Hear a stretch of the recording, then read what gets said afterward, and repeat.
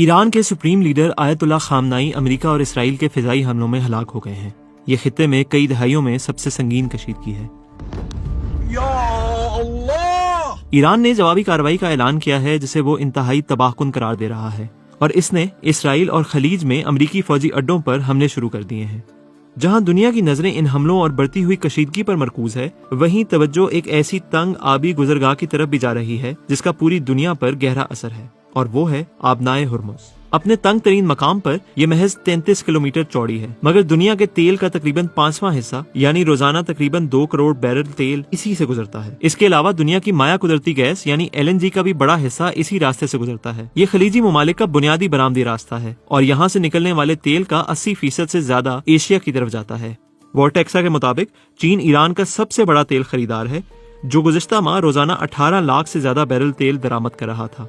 Writers کے مطابق خلیج میں بحری جہازوں کو ایران کی پاسدارانہ انقلاب کی طرف سے ریڈیو پر خبردار کیا گیا ہے کہ کوئی بھی جہاز آبنائے ہرمز سے گزرنے کی اجازت نہیں رکھتا۔ آبنائے ہرمز کی باقاعدہ بندش کی کوئی سرکاری تصدیق نہیں ہوئی، لیکن ایران نے طویل عرصے سے یہ دھمکی دی ہے کہ اگر اس پر حملہ ہوا تو وہ اسے بند کر دے گا۔ کشیدگی عروج پر ہے اور بندش کا خطرہ منڈلا رہا ہے۔ ایسے میں ہم جائزہ لیتے ہیں کہ یہ آبی گزرگاہ جنوبی ایشیائی ممالک کے لیے کتنی اہم ہے جو خلیجی توانائی پر بھاری انحصار رکھتے ہیں۔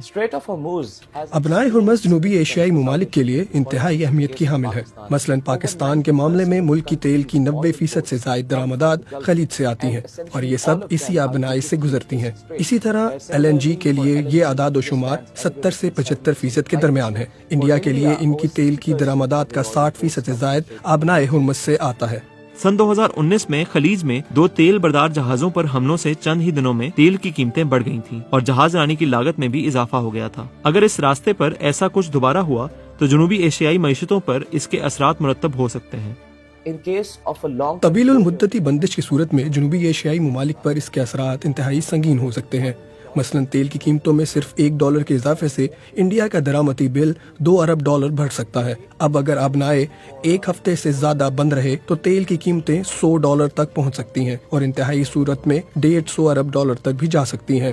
اسی طرح پاکستان میں خوراک کی مہنگائی میں 30 سے 40% تک اضافہ دیکھا جا سکتا ہے۔